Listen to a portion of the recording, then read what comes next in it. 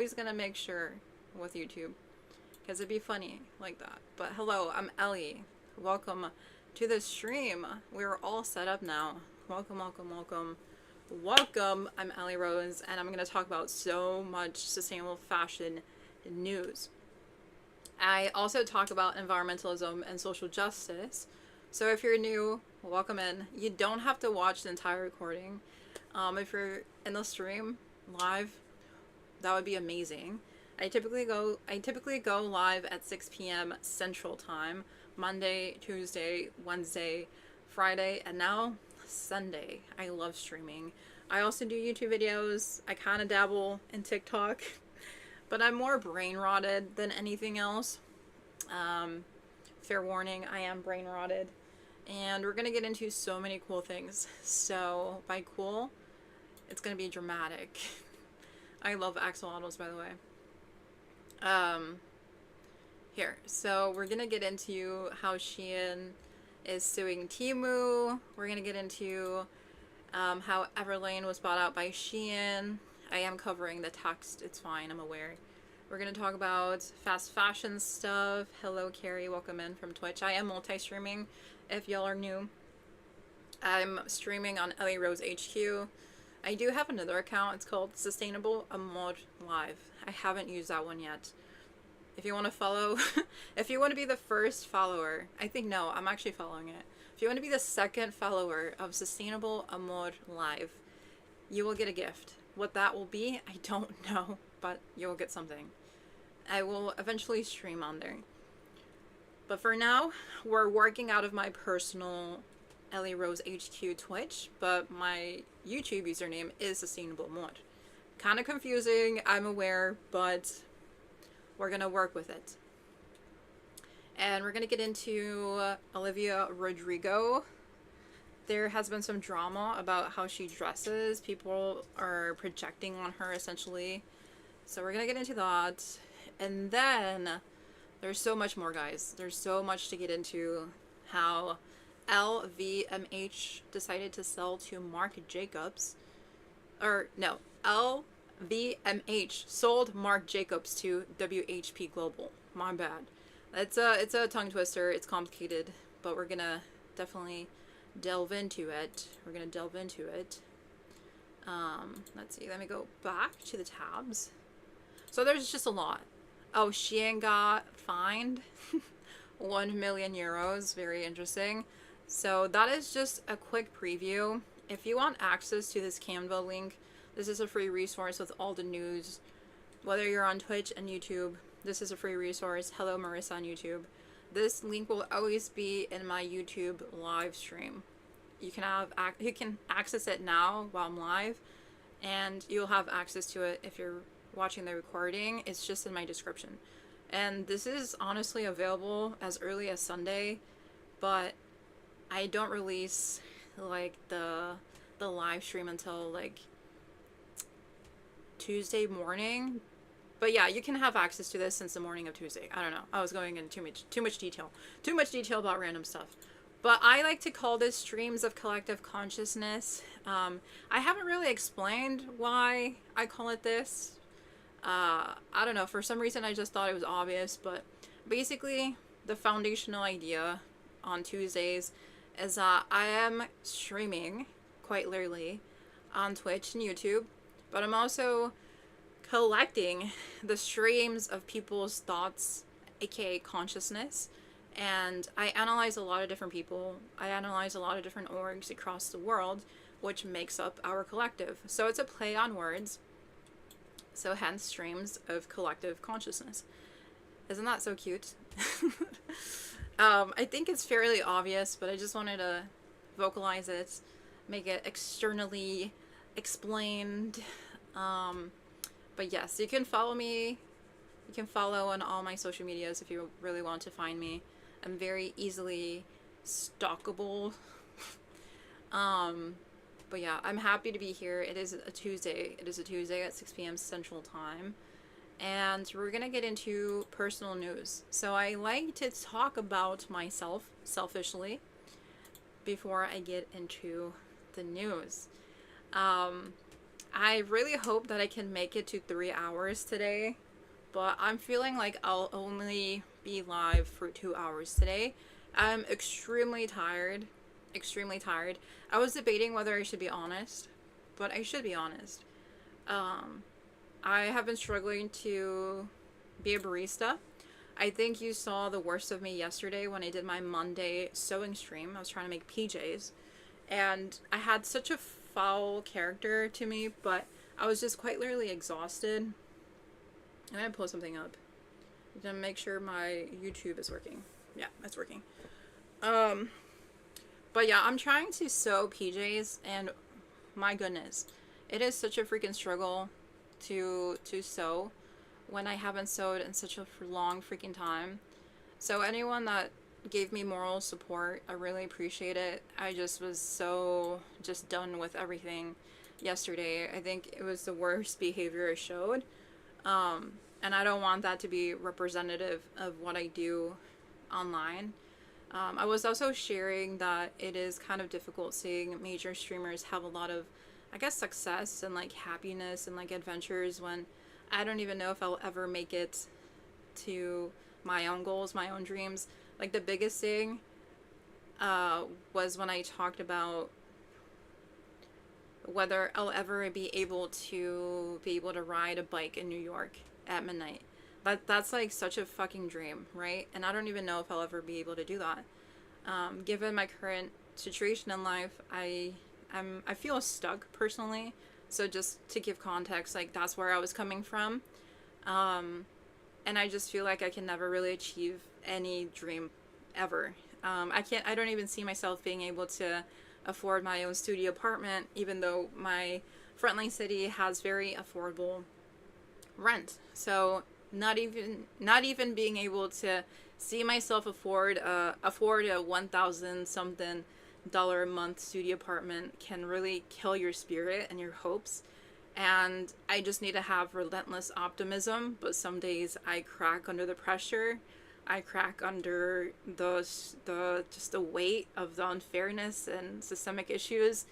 And I was trying to sew, which has been a dream of mine. It's been such a dream to be able to go back to my dreams, my passions. And I gave up my dream for fashion design when I was in school, and I pursued fashion merchandising, which is kind of similar.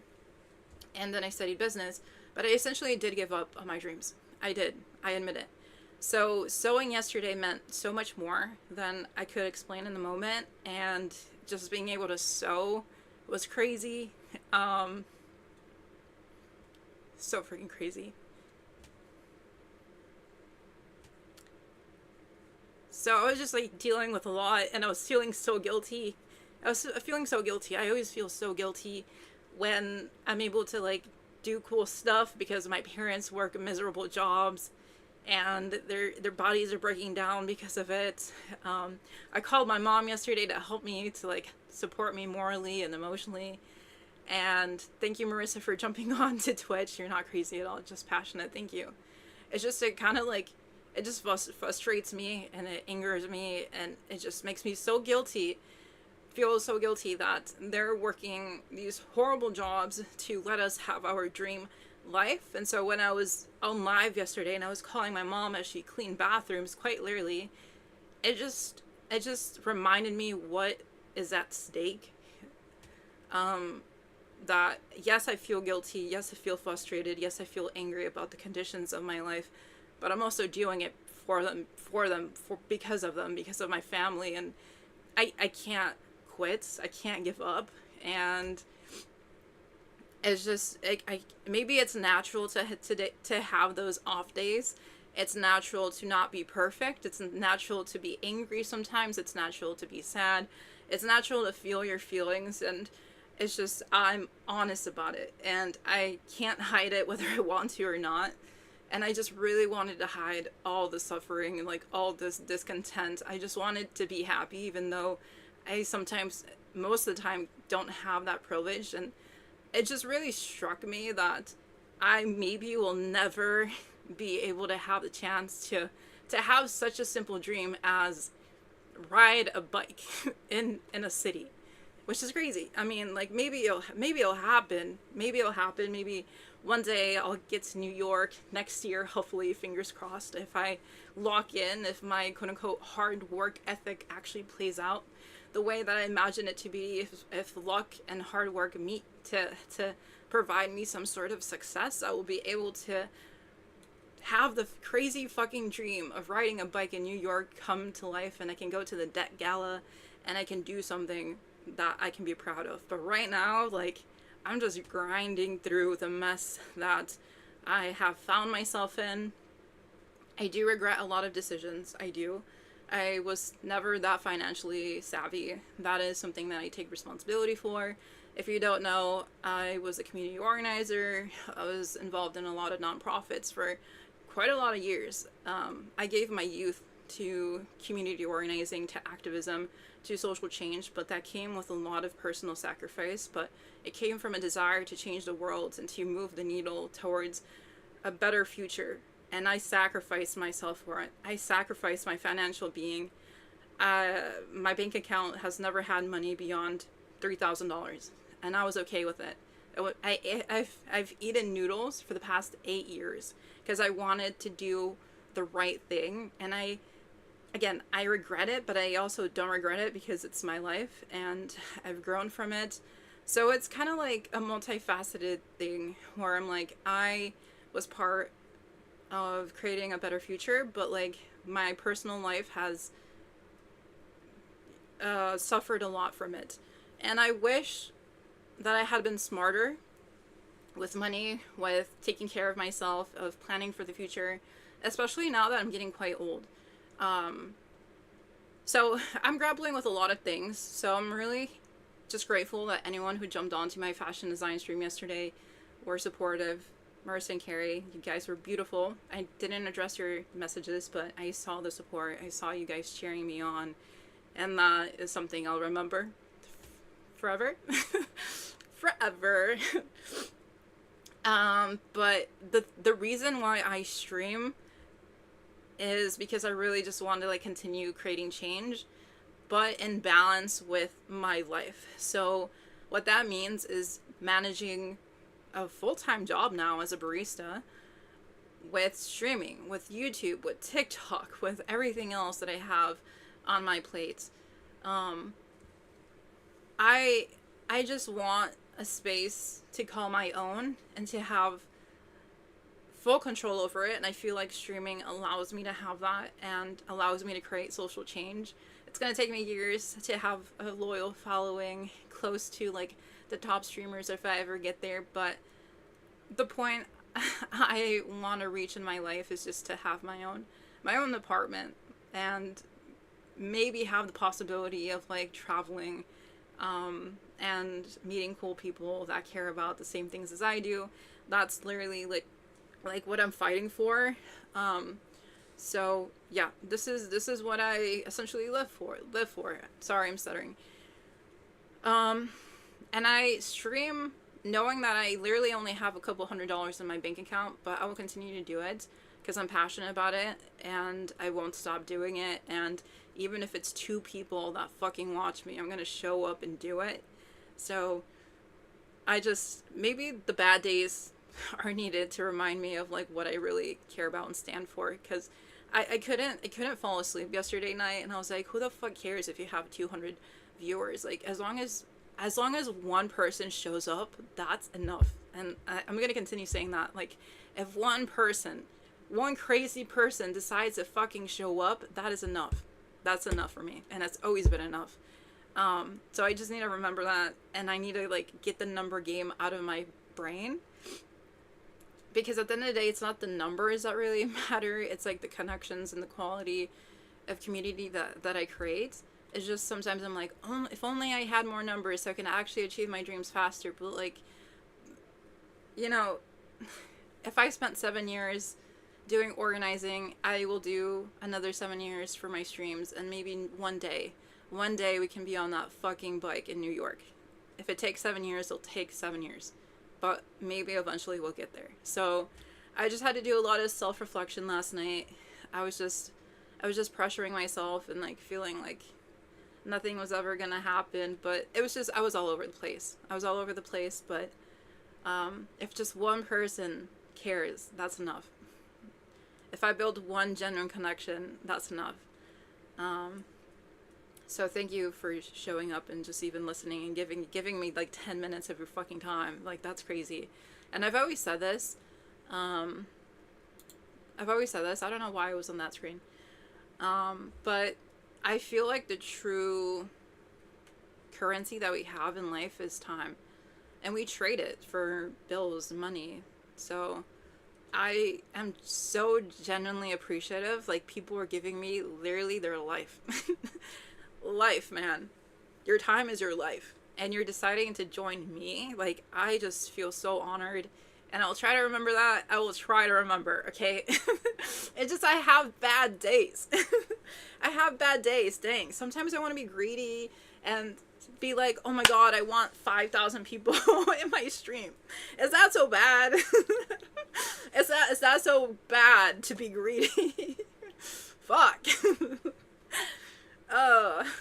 But as long as one person cares, again, that is enough. That should be enough. Imagine having one person listen to you in real life or in a room.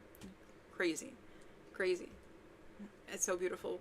It's so freaking beautiful when that happens. Marissa says, thank you for being here. Appreciate you and all you do. I appreciate you, Marissa. What the heck? Is there ads? Sorry. I didn't mean to share all of that. Damn, that was okay. Give me an award for my speech. That was a lot. My goodness. But what other news do I have?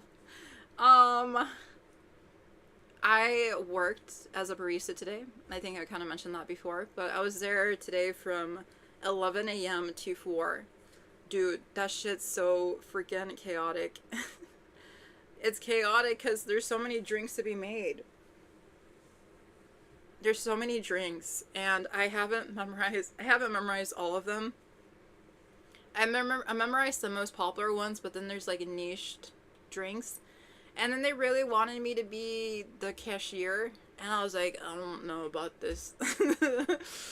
So I was really anxious today. I didn't really feel normal today, sadly enough. I was struggling all day today, and I went back home. I found out that my brother got a job. He's going to save up money to get his first car before or after his August birthday, so I'm really excited for my little brother. He's making major moves. I have kept telling him to keep believing in himself and to keep trying, and he finally got a job. Yeah, congrats, brother.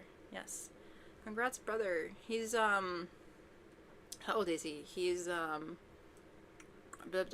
he's 19. Yes, 19 years old. Amazing. I love the emotes. So yes, he will be working all summer, and then he's probably going to continue working there during his school year. He has one more year at a community college, and then he's going to transfer over to a big school. So yes, I was really happy for him, and then I came home. I was just kind of sitting here, and then I went live. So pretty boring day, but it's an average day. So not too exciting. It's just my head, my goodness, I feel sleepy. But I'm gonna lock in, and we're gonna learn so freaking much. There's so much going on in the world of sustainable fashion, and all the freaking influencers, all the freaking like outlets and orgs are so mad right now. I love the energy, but I wish that that energy was here all the time. And it's because SHEIN bought EVERLANE. EVERLANE, if you're not familiar, is a sustainable fashion organization that preached sustainability commitments, but now they're bought out. So everyone is really angry. Everyone is like, let us do something. Let's talk about it. I'm like, guys, where have y'all been? We need this anger all the time. Like, we can't just like act up all at the same time. So I wish people were more not angry, but like more committed in addressing everything or paying attention to everything. But I feel like Shein is like the easiest villain in the fashion industry. And I, honest to God, will admit that I use Shein personally as like the villain in this like storybook of narratives in my streams, because it's easy. Like, we all know Shein, and it's kind of obvious what's happening with them. And I think the average consumer knows that it's bad to buy from Shein, unless you live under a rock or just want to excuse your unethical behaviors and be like, well, I don't know, you know? Or it's not that bad, or it's just cheap. It's just, I think there's a lot more villains in the fashion industry. There's TEMU, there's H&M, there's so many more that we should add to the list. So it's good and bad that Shein is like the main villain, but it does not allude to the whole other list of brands that we need to boycott. Maybe subliminally it alludes to other brands that are messing up right now in the fashion industry, but Shein has really taken a lot of attention away from all these other brands, which I'm wary of, because let's say the smaller fast fashion brands do some random ass shit, no one else is going to be yelling about it because they're all so focused on Shein. So in a way, I wish, again, everyone was more dedicated and sharing out more of the small brands, the small nuances that happen every day, especially organizations with the funding to spread awareness about what's going on. But that's just an idealistic part of my streams, or of my ideals, that more people were committed to this topic every day and providing resources, talking about it consistently on their social medias or newsletters or whatever. It's like, let's just focus on this consistently. Let's really be committed and dedicated. And I do see, honest to God, I see a lot of success in my streams, because I feel like I'm the only one out there really covering the small stories that no one else wants to cover or take the time to think about or analyze. And I've actually gotten CEOs. I haven't shared this with you guys, but I have really gotten a lot of CEOs' attention on LinkedIn, and they request to follow me because I think their staff have watched my videos, or I mentioned something that is part of their keyword research or part of their brand or something. So I've had CEOs and their staff watch my streams, because this is how small the community is of those that actually cover routine, mundane, like sustainable fashion stuff that they're looking for. So also, I have not mentioned this, but I did get the attention of the CEO of the organization that ran the sustainability event at Coachella this year. The fucking CEO followed me. I think it was on Instagram. Yeah, it was on Instagram. And I was like, my God, the CEO that runs the sustainability event at Coachella follows me on Instagram. Like, that's how much I'm making an impact. And I just ignored it and blacked it out of my head, because I'm like, I don't know how to grapple with that responsibility, because I'm still growing. But like, I just never shared it with you guys because I was scared. I don't want to mess up. I don't want to lose my values. I don't want to be bought out. I don't know what they're looking for when they follow me. But I'm not going to change. I'm going to crash out on my fashion streams. I'm going to keep streaming in my PJs, and I'm not going to take any corporate money or any organizational money. I want this channel to be fully funded by the people that watch me. That's my idealism. I want to copy Hassan's model of subscriber funded streams. For the people, by the people, that's it. A replication of socialism, you might say. And that's going to take time. But I've been doing good on Depop. I've been trying to organize my shit to go live on Whatnot. And that's how I want to make my money on streams. So I'm going to continue to have my barista job. I'm going to continue to work hard to be loyal and consistent with my values. As these major CEOs stalk me and find me online, I don't know what their expectations are. Maybe I'm overthinking it and making it a huge thing, but I want to be proactive from the beginning, because it can be really easy to fall for bait or fall for offers, especially when I'm a low income person that needs more financial security. But I would want to be dependent on my people. So subscriptions, we'll love support on that. If anyone wants to do that, amazing. If anyone wants to buy from my Depop, amazing. If anyone wants to jump onto a whatnot, even just to press the like button, amazing. That is what I'll keep true to. That's what my money sources will be from. That is gonna be my focus. So yes. Marissa says, congrats to your brother. You and your mom raised him well. Yeah, he really wanted to talk to me. My little brother, like, as soon as I entered the house today, he was like, I got a job. And I was like, thank fucking God. Because he's been like, where do I apply? And how do I get there? I don't have a car. I'm like, brother, you love to walk. You're so athletic. This mofo is the most athletic motherfucker. Oh, sorry. Do I have a stain on my hoodie? Sorry, guys. I'm trying not to curse. This guy is the most athletic person. When we were growing up, he would always constantly want to play with me, and I would just be sitting there being like, I don't got any energy. I've never had energy in my life for anything. Swear to God, I would always just sit and like kind of play with him. But I think I have some sort of chronic illness or just fatigue in general, or it's depression. I don't know. But I just never had any energy, and he was always bouncing around. He was always so proactive. He always wanted to run and yell, and he was the happiest kid. And then in high school, he got into varsity tennis, and he would walk to school, and he would walk home after practice. So he'd be walking home at like 8 p.m. after a whole day of school, after a whole varsity practice.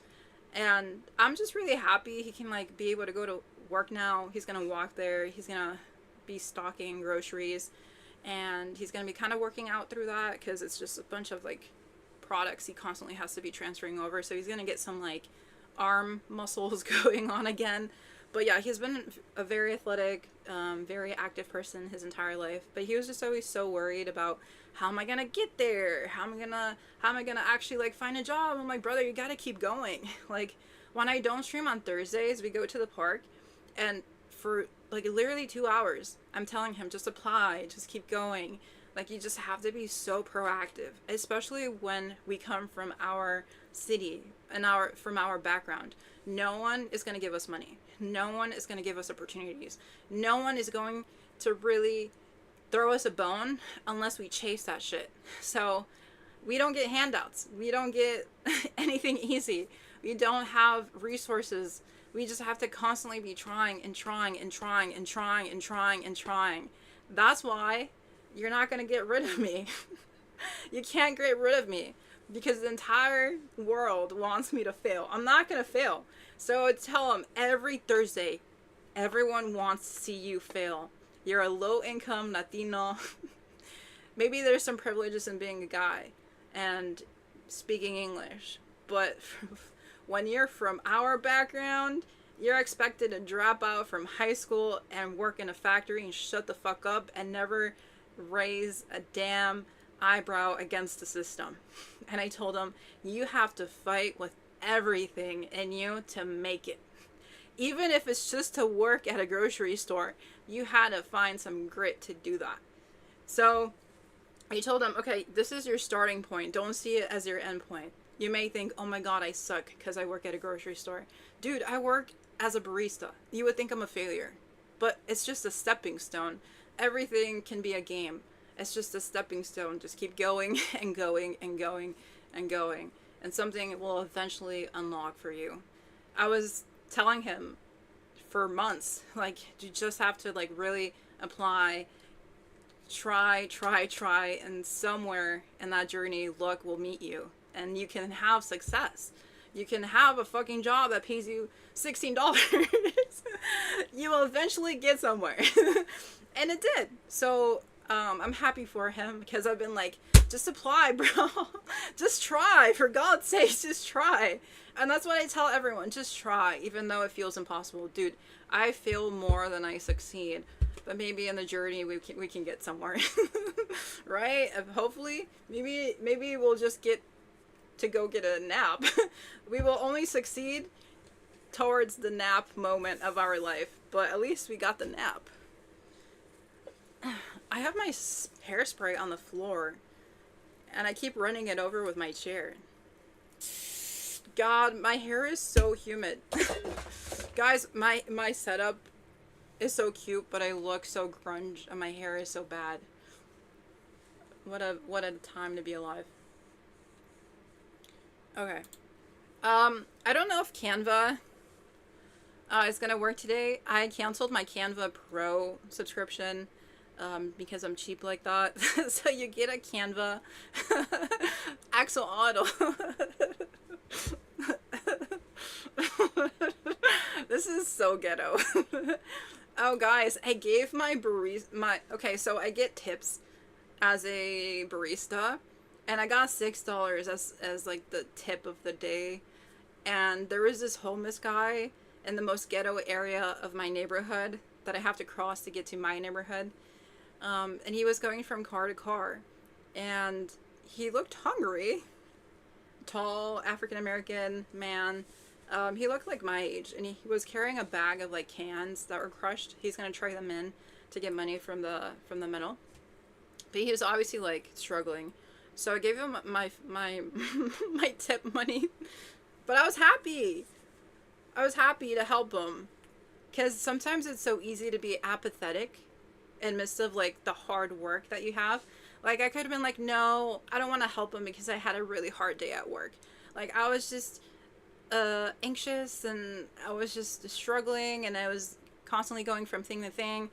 But like, dude, at the end of the day, like to work is to like be able to live your life. So I don't want my struggles to be an excuse to be apathetic to the suffering of others. You know what I mean? Like instead, I know it sounds like very, very philosophical or whatever, but I was just like, damn, I really needed that, because it reminded me that it's really easy to become apathetic in midst of struggles, in midst of doubt, in midst of the work that you have to do to survive, but you can always be kind. And I was gonna spend the and to be honest, I was gonna spend the $5 on candy. I was like, let me just stop at the grocery store and get some fucking candy and some snacks, you know, because the soda's like $2 and then like candy is $3 or whatever. So he actually helped me. I was like, he needs the $5 more than me, and I could feel his gratefulness. He didn't say thank you, but you can tell he was hungry. And I want to continue to remind myself that, okay, you're suffering, but you can still be kind, and that is what your legacy will be. Because at the end of the day, like, I've always just tried to be, quote unquote, this good person, and it can be a convoluted process. And yeah, it's as simple as helping your fellow man out.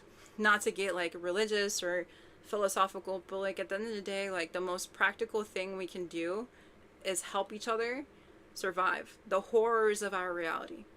And we all need to eat. So I hope that he had a semi-good meal with my $5. His $5. Our $5. So hopefully he's okay. Or better. Because of the money. Or maybe he just bought chips or cigarettes. I don't know. Whatever he did with it, I hope it helped him. Carrie says, my instructor graduated with her bachelor's and worked at a grocery store for 4 years before finding a career opportunity. So yeah, anything to get some money on the way. Exactly, Carrie. It may feel like you're a failure, like you're no one, but a job should not dictate who you are as a person. I feel like inherently we're all good and beautiful people, and a job is just a way to survive our current economic state called capitalism, which is deeply unaffordable and deeply oppressive. So whatever helps you survive and pay the bills, you have to do it, unfortunately. And if it's actually a good situation that treats you respectfully, pays you well, that's the best we can ask for, you know? Marissa says, heck yes, cancel all the subscriptions. Bro, I realized I've been paying like over $50 in random shit for subscriptions. I was like, nah, I don't need Canva Pro. You guys can look at the freaking Canva axolotl shit. That's a very encouraging story, Carrie. Props to your professor for sharing that. Yeah, that's so true. Props to your professor for being honest. Very kind of you. Yes. Oh, very kind for giving the money. Well, it's just I'm anti-capitalist at heart, but that's why I'm in this situation. That's why I'm broke. But actually, I don't think money defines me. It's never has defined me. It's just I yearn for a day we can achieve a society that actually helps each other out, versus hating on each other because we're poor. How do I explain this? I don't want to dog it on anyone. I wish everyone had the thinking process. Maybe this is idealism again. But I wish everyone was like, oh, at least I can give $1. Because if every person gave like $1 that passed by that man, he would have been easily given or have like $20-$30 in a matter of 30 seconds. You know how many cars pass by that ghetto place? And I'm saying ghetto because that's my neighborhood. It's poor and low income. No, I'm not using it as an offensive thing. It's quite literally like the definition of the ghetto. If you like ride down my neighborhood, you're gonna be like, my God, what is happening? Dude, it's bad. It's so bad. It's so bad. But it's my neighborhood, so I love it, okay? I know how to survive. It's made me tough. And who I am. But, yes. Where was I going with this? Wait, I lost my train of thought. Wait, should we just get to the news? Oh, my idealism. What if everyone... Dude. my brain. What if everyone gave $1 to a person in need? So if 20 people passed by the person in need, he would have $20. Instead, the normalized behavior is to ignore people in need. And we excuse it. Oh, because I'm poor. Oh, because I have bills to pay. Oh, because I'm too busy. Or, oh, he's lazy. Like, $1 from each person can help one person out. I cannot say that's enough per se, like for the individual, but it's enough to get a meal. I wonder, okay, this is going into like statistics, but I wonder if I like stood at a corner of a major like road system, how many people would actually like give me $1? Or like of like 100 cars, who would actually give me something to help me, you know? I don't know that percentage, but I wouldn't say it's a lot, sadly. And all, like, most of the streets in my community are filled with homeless people asking for money. And I think they're strong and brave to do that. It's not easy. It really isn't easy. My little brother went to go get food at a local grocery store near us, and he gave $6 to will look like a white man. So because our city is very diverse, there's white homelessness, people that are white that are homeless, African Americans, Latinos, like of all different backgrounds and races. So I'm happy to help anyone that's in need, no matter what their demographic is. So I'm just really happy my little brother was like, yeah, I'll give you the $6, because he is the biggest freaking cheapskate ever. He doesn't want to buy shit, bro. I'm like, you gave the guy $6. That is a new level of unlocked behavior. I was like, my goodness. What would have happened if I hadn't forced you to go to my Catholic Charities job when I was 3 years old? Would you have been apathetic?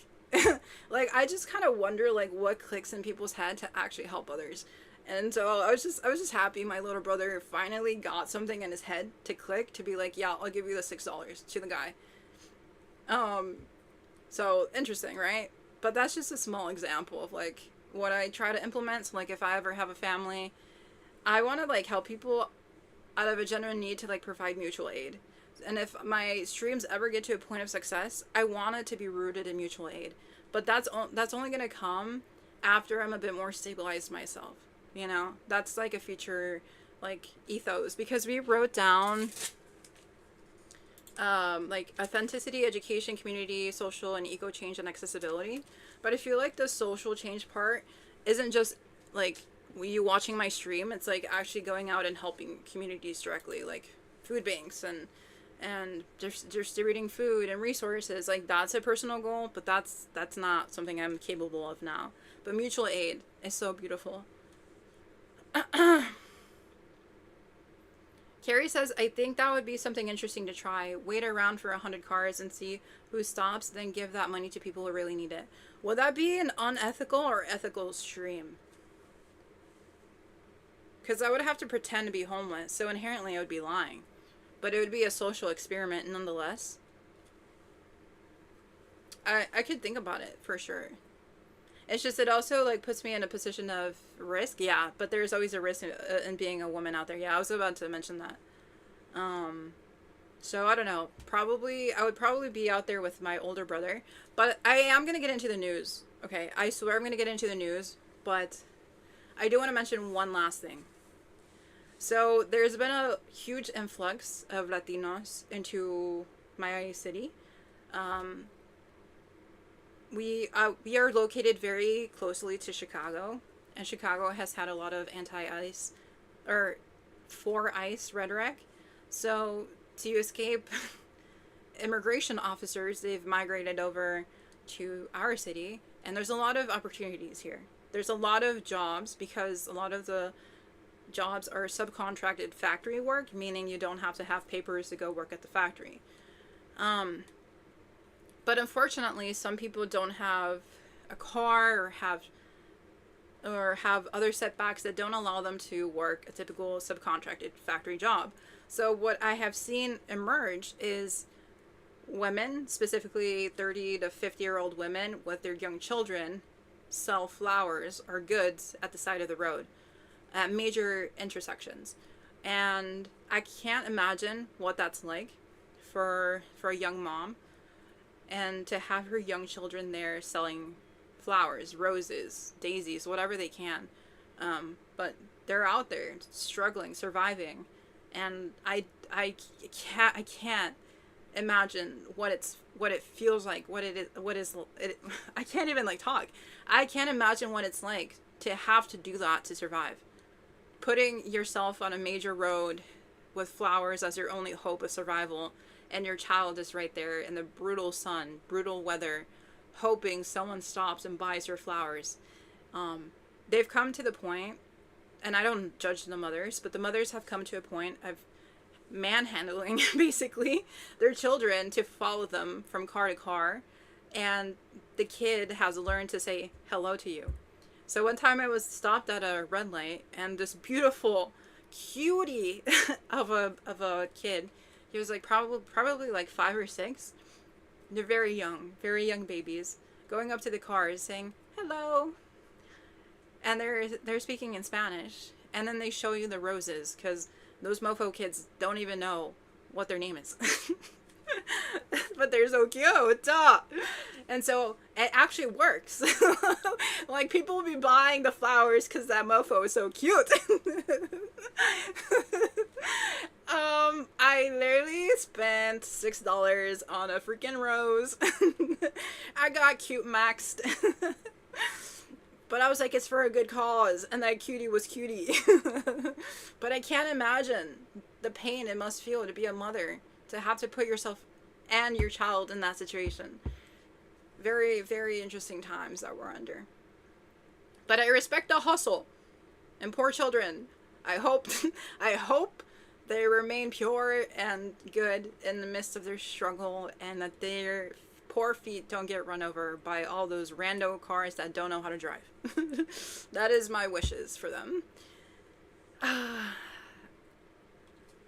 Carrie says, interesting concept though. Something to chew on for sure. Gosh, that seems so dangerous too. I wish them the best. Yeah, me too. I wish them the best. Anyways, that is what's happening in my corner of the world. I am so tired of working hard.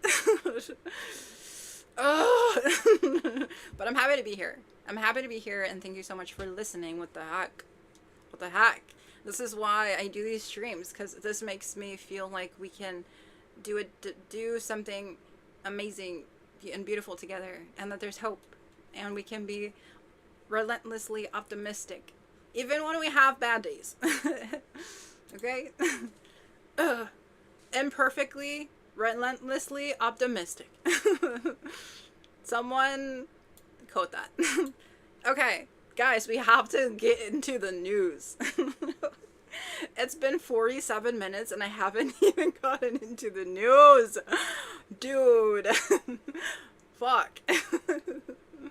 I could keep going, but I just want to, like, lock in. Let's lock in for a second. I'm not gonna apologize for yapping too much. That's literally why I'm here. We're yapping for a purpose. Also, no other streamer, I bet you, can talk about this shit. You know what? Okay, I said I was gonna talk about the news, but here's one more tangent. I've noticed that a lot of streamers come from backgrounds of privilege or have reached a certain level of privilege that makes them somehow disconnected from the realities and horrors of what we're going through. Like, I rarely see major streamers talk about poverty, about systemic issues. I mean, Hassan Piker is, like, someone that talks about it, obviously, but I don't really see anyone else on a major level talk about this shit.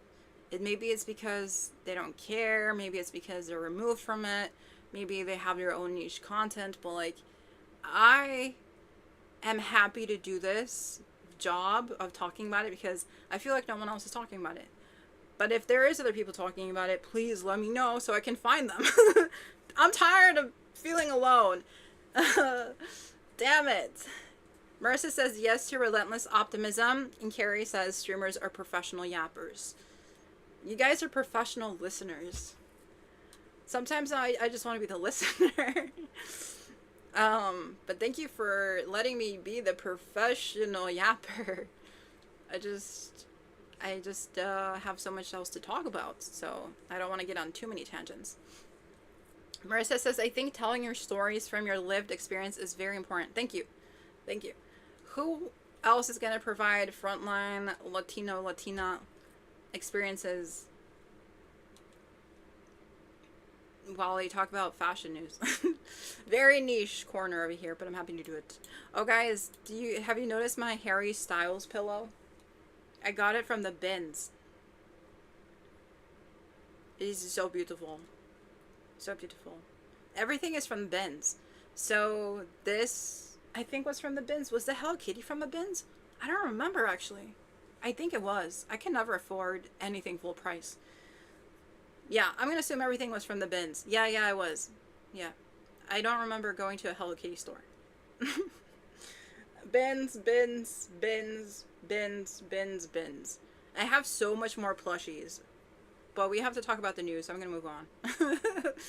Oh, this thing from the dollar store. My little brother actually found it.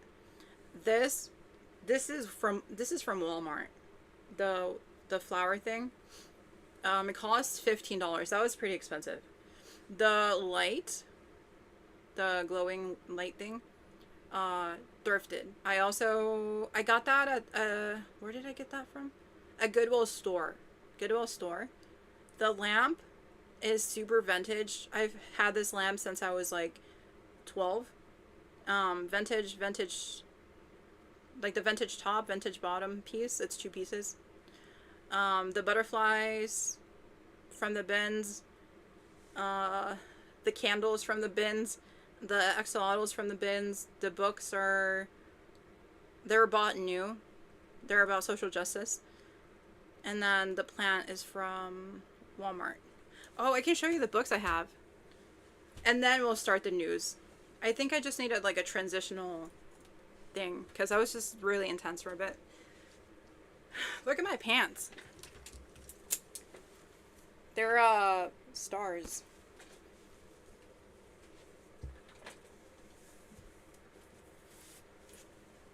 Okay. Guys, y'all just stared at my butt.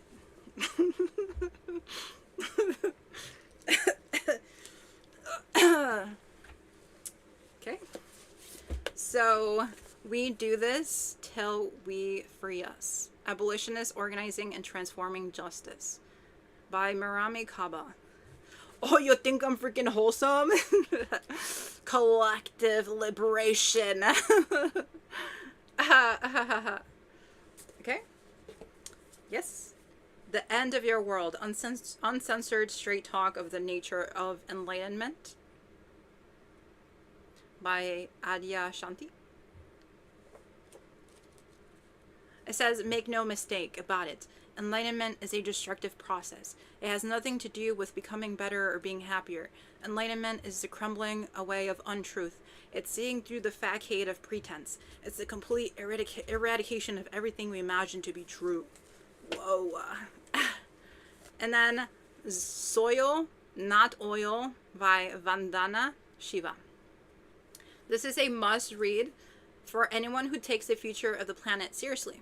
Soil, Not Oil dares us to imagine a world where people matter more than profits. That is what I keep in my back corner. Guys, it's hot. Should we get into the news? My goodness. Okay, let's get into the news.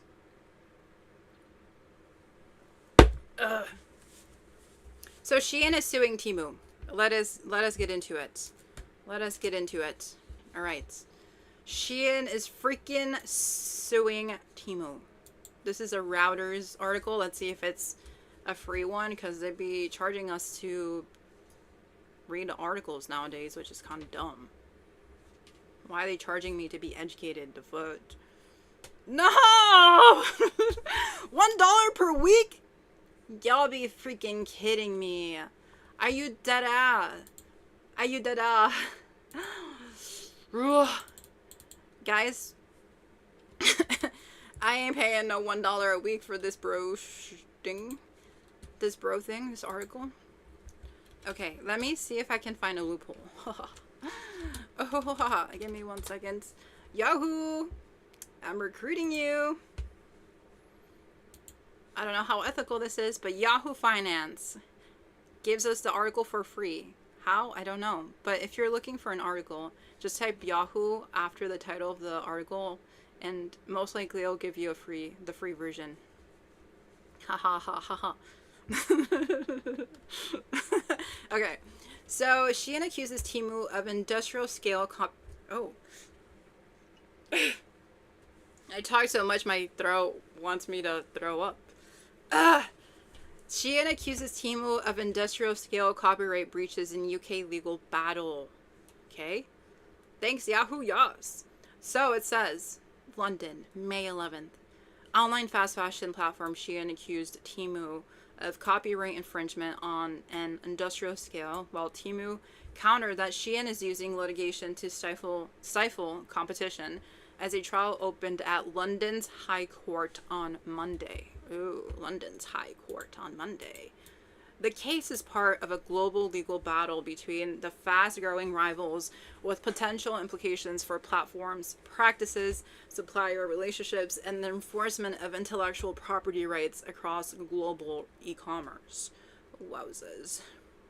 Sounds serious. So SHEIN alleges that TEMU used thousands of its photos to advertise copies of SHEIN's own brand clothing on its website to quote-unquote piggyback on a more established competitor. So SHEIN's lawyer, Bennett Brandreth, says this was an attempt to steal a march on an existing participant in the market, and TEMU has sought to obtain, we say, an unfair advantage. Whoa, there's drama.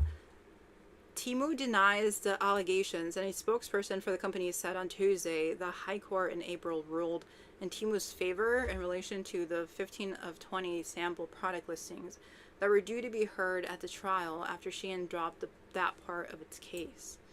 So the TEMU counterclaim over removed products. So TEMU dropped its defense to SHEIN's copyright claims over nearly 2,300 photos taken by SHEIN employees, likening it to the defendant waiting to see if the witnesses will turn up, only to plead guilty. What the hell am I reading?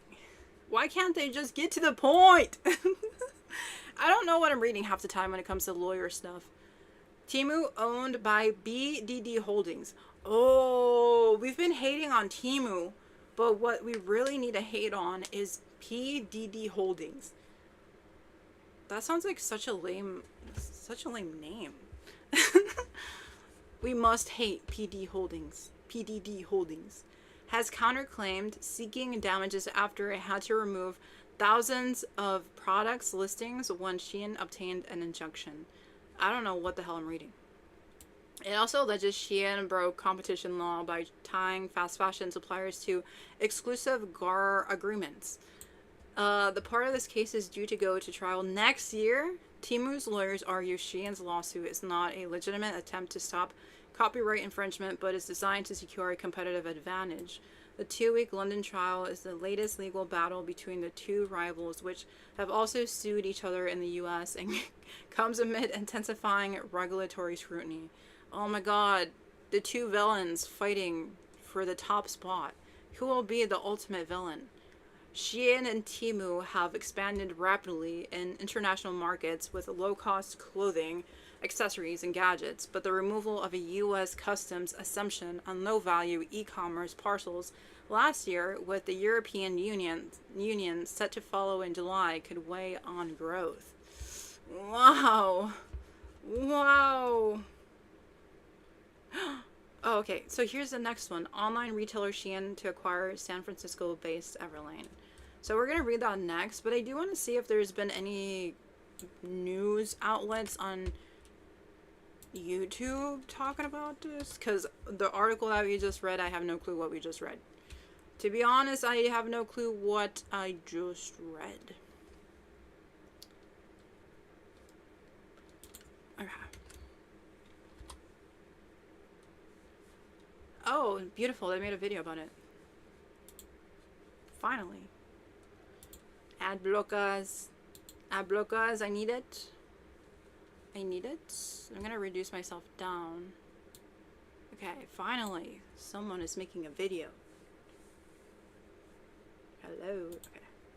SHEIN has accused TEMU of copyright infringement on an industrial scale, while TEMU argued SHEIN is using litigation to hurt competition. The allegations flew as a trial opened at London's High Court on Monday. The case is part of a global legal battle between the fast-growing rivals. Online fast fashion giant SHEIN alleges TEMU used thousands of its photos to advertise copies of SHEIN's own brand clothing on its website. They said this was to piggyback on a more established rival. TEMU denies the allegations. SHEIN's lawyer told the court Monday TEMU has dropped its defence to copyright claims over nearly 2,300 photos taken by SHEIN employees. TEMU's counterclaim seeks damages after it had to remove thousands of product listings when SHEIN gained an injunction. It also alleges SHEIN broke competition law by tying fast fashion suppliers to exclusive agreements. That part of the case is due to go to trial next year. TEMU's lawyers argue SHEIN's lawsuit isn't a legitimate attempt to stop copyright infringement, but an effort to secure a competitive advantage.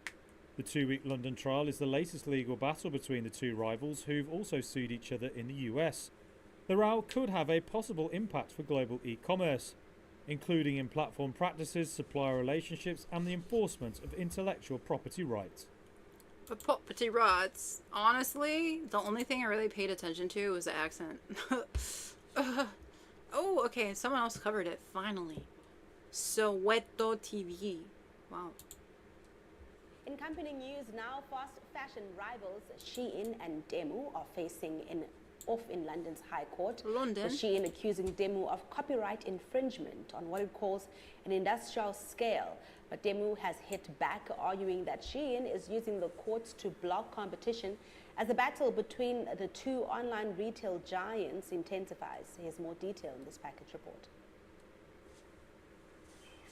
SHEIN has accused TEMU of copyright infringement on an industrial scale, while TEMU argued SHEIN is using litigation to hurt competition. The allegations flew as a trial opened at London's High Court on Monday. The case is part of a global legal battle between the fast-growing rivals. Online fast fashion giant SHEIN alleges TEMU used thousands of its photos to advertise copies of SHEIN's own brand clothing on its website. They said this was to piggyback on a more established rival. TEMU denies the allegations. SHEIN's lawyer told the court Monday TEMU has dropped its defence to copyright claims over nearly 2,300 photos taken by SHEIN employees. TEMU's counterclaim seeks damages after it had to remove thousands of product listings when SHEIN gained an injunction. It also alleges SHEIN broke competition law by tying fast fashion suppliers to exclusive agreements. That part of the case is due to go to trial next year. TEMU's lawyers argue SHEIN's lawsuit isn't a legitimate attempt to stop copyright infringement, but an effort to secure a competitive advantage. The 2-week London trial is the latest legal battle between the two rivals, who've also sued each other in the US. The row could have a possible impact for global e-commerce, including in platform practices, supplier relationships, and the enforcement of intellectual property rights. Dude, they just literally copied the other videos and they just like copied the article. Y'all don't know how to do journalism. We just heard the same thing twice. Wait, do you think we're gonna hear the same thing on on CNBC television? At this point, we're just analyzing their journalist skills. Are y'all gonna say anything different? Like, no one is contextualizing it. Everyone read the Reuters freaking article, repeated it word by word. Someone explain this to me in normal words. What is this article talking about? I swear to God, the people that like came up with the script for the news people to read off of looked at the article, were like, yeah, we're not lawyers, copy and pasted it, kind of shuffled the words around, but like they're just saying the same thing. Can someone contextualize? I'm not smart enough to contextualize the lawyer stuff. Please, CNBC television, contextualize this a bit more. I think this one's good because it says race to the bottom, question mark. Let's see. Contextualize it for me. Wait, I'm not a lawyer. I wish I was. Sometimes when I do these streams, I'm like, dang, I wish I was a lawyer. I'm not a lawyer. I'm not a lawyer. I don't have money to be a lawyer. I barely can pay my bills, okay? I gave my $6 barista tip to the homeless. Does it look like I can be a lawyer? Please, someone smart. For China's slumping consumer and e-commerce demand today, with Walmart's planned exit of JD.com, plus a fresh suit between the online retail giants TEMU and SHEIN. That's the focus of today's Tech Check with Deidre Bosa. Hi, Dee. Hey, Seema. So Chinese e-commerce companies, they've certainly taken the American consumer by storm. Now they're taking on each other. The latest in the ongoing battle, SHEIN is suing rival TEMU, alleging that it stole its designs and built an empire using counterfeiting, IP infringement, and fraud. Wow, finally context. They broke it down for us. Okay. Interesting. Counterfeiting, theft of trade secrets, infringement of IP rights, fraud. Okay. I think we're understanding. The complaint itself is full of some very big acquisitions, but there was one in particular that caught my eye. It reads, this relentless pursuit of low prices is central to its business model and competitive strategy, but its low prices are achieved by any means. Now, you'd be forgiven if you didn't know which company was being referred to here. The pursuit of low prices is both of their business models, and it's really how they've been able to capture billions of dollars of sales here in the U.S. It's that old growth at all costs mentality, that model.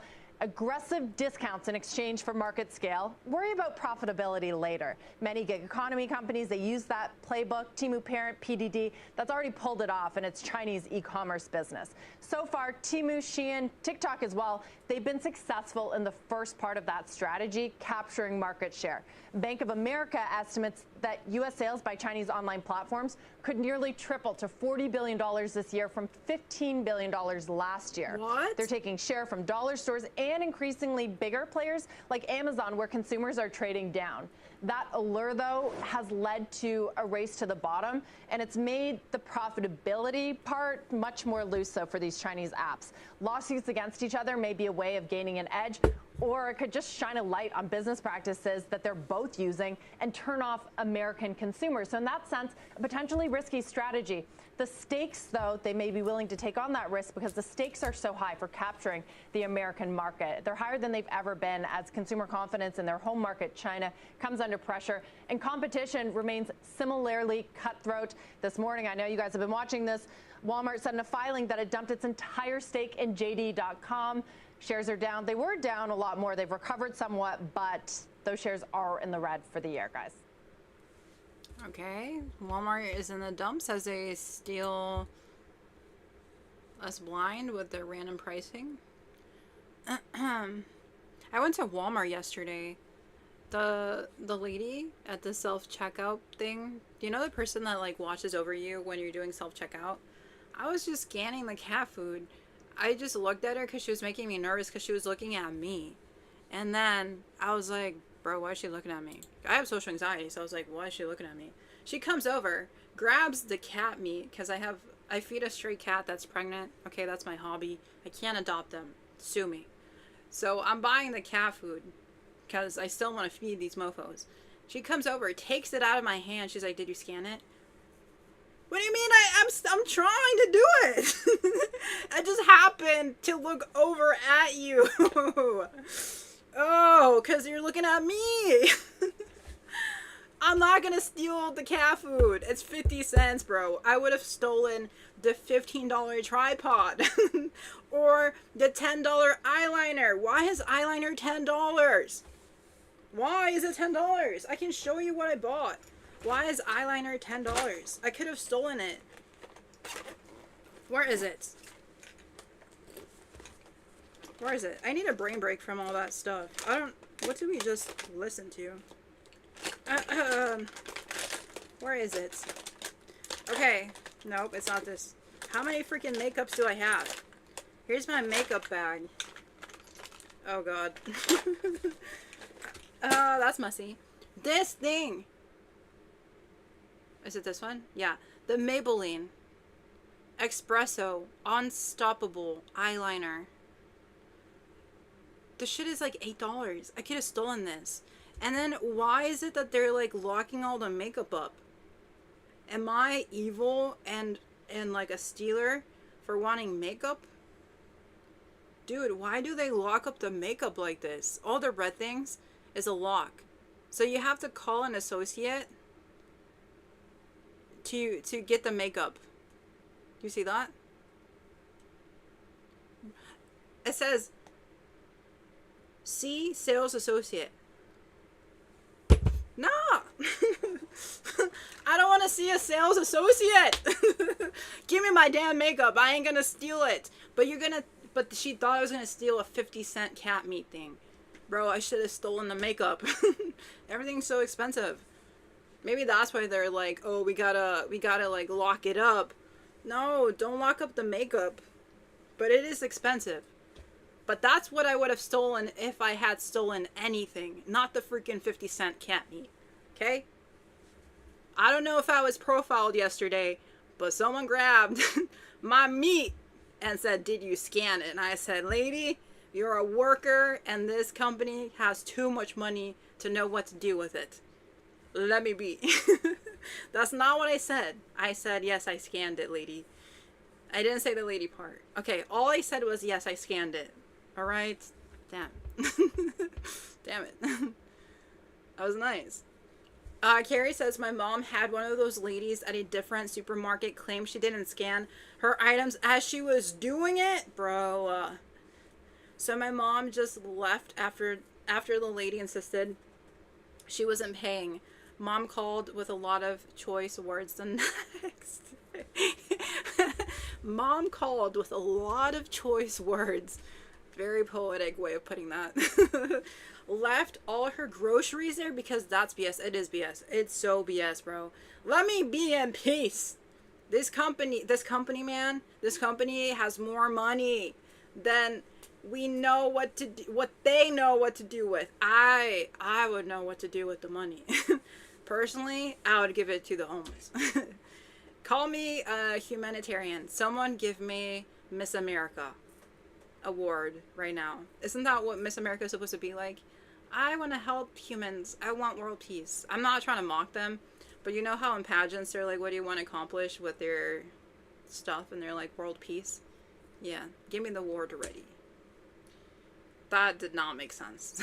Sorry. None of that made sense. Marissa says that is BS. Good for your mom for walking out. Yeah, everything is locked up where I live, even Q-tips. It's so freaking don't villainize the women. Do you guys lock up the male deodorants? Nah, I don't think so. Implications of SHEIN and TEMU legal battle.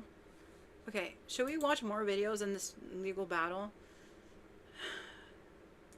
Oh, there's more. That was a year ago, though. They've been at this for a year. SHEIN sues TEMU over copyright infringement. This has been happening. This has been happening. Okay, so they broke it down here. Newsroom Africa, the implications of SHEIN / TEMU legal battle from a year ago. We can kind of listen to this for more context, and I think we're going to move on. Because I don't really know what the T is. I want to know context, though. Oh, they've been suing each other since 2 years ago. SHEIN accused of mafia-style intimidation in a new lawsuit from TEMU. Okay, this is good to know. I didn't know this was a thing. The lawsuit battle, TEMU versus SHEIN unveiled 2 years ago. There's a YouTuber that's broken this down. Wait, I want to listen to the YouTuber. Isabella, it's your moment to shine. That little piggy. Isabella knows the tea. How have I not found out about this sooner? Isabella, you're gonna get a sub. Just because she's illuminating stuff that I had no clue over. And welcome back to the channel. So today's video, buckle up, okay? I fell down a rabbit hole. Now this rabbit hole is gonna blow your mind, and some of you have been dying, and I mean dying for me to talk about TEMU. I've been digging into TEMU a lot. I've been researching. I have so many video topics I wanna cover because there's frankly too much for me to cover at one time. So I wanna say that this is the start to my mini series of covering TEMU essentially. So I'm hoping to see if I can get like 2 videos up this month about TEMU and other crazy things to kind of introduce the topics of TEMU, and I'm hoping to get 2 more at least up next month. So like there's a lot going on right now. However, falling down this rabbit hole of TEMU and this very popular brand that we've seen all over TikTok, Instagram, YouTube, and so much more, there's been some absolutely wicked things going on with TEMU. So I was like, you know what I'm gonna do? We're gonna make this fun, and we're gonna dive into, to kick this off, SHEIN versus TEMU, because oh my god, SHEIN and TEMU have been duking it out, fighting each other, like whooping each other's ass with lawsuits. And I was like, you know what we're gonna do? We're gonna cover that first. Now, TEMU is a whole can of worms when it comes to the brand as a whole. This was 2 years ago and they're still at it. They're so petty. At this point, they're just doing it for the fun of the game. They want to be #1 villain so bad. Who's gonna be the #1 villain in the industry? Let's see. And lawsuits they're involved in, along with many other alleged issues like, you know, child labor and abuse and all that. But we're gonna start off strong with SHEIN versus TEMU, 2 very popular fast fashion companies that are based in China, and we're gonna talk about this insane problems with these companies. So before we hop into today's video, don't forget to hit that thumbs up button, subscribe to the channel, and click the bell button down below. My merch, vlog channel, and podcast, and so much more is in the description below. And y'all, let's get into this shit. Hi everyone, hopping in here because I want to talk to you guys about something so ridiculously fun. Girly, I love you, but you gotta get to the video. I'm sorry. I know you gotta pay bills. I'm just gonna kindly skip forward. Yep, thank you so much. You guys about how I've been having some major Wi-Fi issues at my house. Well, this is an app where you don't even need Wi-Fi to play it, which is I need to pass the time while I'm uploading a video, or I simply just want fun puzzles. But SHEIN and TEMU and the entire differences. So SHEIN is a fast fashion company that has been all over the internet for years. They've been around for a while, and they've essentially dominated the fast fashion industry. I've actually talked about them before and the problems with SHEIN. I haven't done a deep dive yet, but we did talk about them in this video over here, where we just wanted to discuss how, like, unethical company, they've had some serious allegations against them as well. They also allegedly have problems with child labor and so much more. We talked about the influencer brand trip that they hosted and how awful that was, and they essentially focus a lot on fashion. Now, if you go on SHEIN, you can see thousands, and I mean thousands of new styles and designs released every single day. So essentially their carbon footprint and the amount of waste and things that they produce from what we can see is astronomical and insane compared to many other companies we shop from today. So they're a monster in itself, right? And they are dominating the industry. So TEMU actually is stepping in, and they actually are kind of almost like a more trending AliExpress. They're kind of a one-stop shop for everything, and they're essentially trying to compete against SHEIN. SHEIN is more of the fashion focus, but you can see more styles and home goods and things like that there too. But TEMU is kind of focusing on literally everything. Not exactly as focused on fashion, but they're trying to make everything as wildly affordable and good for you as possible. And again, they're trying to compete with the monster SHEIN. So that's kind of the difference between them.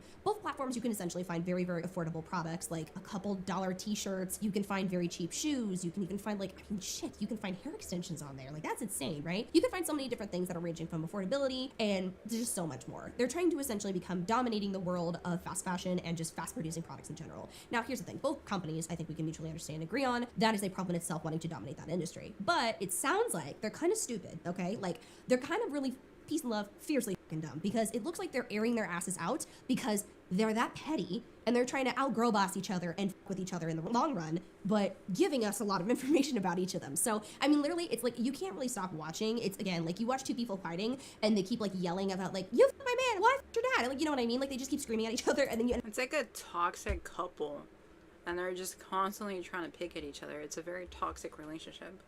It baffles me how long the court process takes. You know, with your comment, it makes me realize that TEMU lawyers and SHEIN lawyers will always have work to do.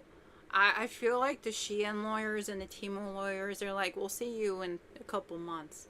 I think they're like buddies, little chads, hitting it up in the court. Oh, Timothy, we talked about this 2 years ago. You know, like, I think they know each other by name. I think they know their moves. It's like a chess game for them now. And they just got the big bucks to continue to go to court.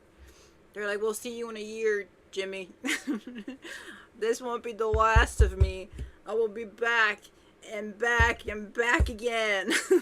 Because we want to be the #1 villain of the world. We'll be back. Imagine if you're a SHEIN lawyer. All that prestige. All that freaking brain power to defend a corrupt company. Okay, I know we gotta do stuff to survive, but if that's your legacy, oh my goodness. Oh my goodness, what karma do you got going on? I don't know. I can't ever see myself justifying or defending fashion lawyers or lawyers in general that defend corrupt companies. You got a special place in the world, and I don't know if it's, you know what, I do know it's not good. Why is all that money worth it? How much are they paying these lawyers? How much are they paying these SHEIN lawyers and these TEMU lawyers? Oh my goodness, I could never. Up being like, like, you keep finding out more shit, right? So the girls are fighting. We're gonna talk about it. So let's take it back a little bit, and we're getting close to almost a year since then. So back in December 12th of 2022 was when SHEIN actually officially filed a lawsuit against TEMU over, quote, intellectual property infringement. So specifically, SHEIN was accusing TEMU of misleading consumers into thinking that they were the same exact brand. This is so... Are you Marsha? Yo, we're trying to get educated. I'm dumb sometimes. Please, we want to be the societal change that we see in the world. Bundle my insurance with it. Please, we got stuff to do. Allegedly selling products copyrighted by SHEIN, displaying the words SHEIN in search ads that led to TEMU's website. It also claimed that TEMU is being behind 3 imposter Twitter. This is so fucking evil. I'm sorry, I gotta giggle at these two horrible companies with each other. It also claimed that TEMU is behind 3 imposter Twitter accounts named SHEIN_USA and asking fans to support the new Twitter of SHEIN while posting links to TEMU app websites. The two companies are still fighting over this in court. So you mean to tell me TEMU said, and made Twitter, who thought of that? Twitter accounts and posted links and was like, we're gonna take you to TEMU. So this is actually... I'm kind of confused what's going on. Wait. Oh, that was a bad place to pause. Case of RoadGet, Business BTE, Ltd versus Whalco Inc. So one thing I want to actually put out there that I had no idea that I think is important to share. When you're looking into a company, a couple things I want to say. Find parent companies and look at connections. That's what I do. So when I was digging into TEMU, I was like, who owns this company, right? Who's running it? It's I not know who runs TEMU, guys. Remember? It's PDD Holdings. We learned something. PDD Holdings. Wait, is it actually that, or did I just create that? No, wait. Okay, I'm officially dumb. LLC, right? Okay, it's like, who runs this shit? So apparently Whalco Inc. is who's running some of this stuff. Whalco Inc. Okay, what the heck? Okay, let me ask Google. She gave me a different answer. I thought it was PDD Holdings, but then she said it was Whalco. Who is the freaking person in charge? Who owns TEMU? Not T-Mobile. PDD Holdings! Okay, maybe this... Oh, okay, PDD Holdings is owned by Colin Huang. So what's this Whalco's person? Whalco Incas? What the heck? Okay. Wait. Is TEMU owned by Waco Incas? No. Okay. She did bad research. No, TEMU is not owned by Waco's Incas. It's owned by PDD Holdings. TEMU's operations are handled by a subsidiary called Waleco Inc. And they're based in Boston.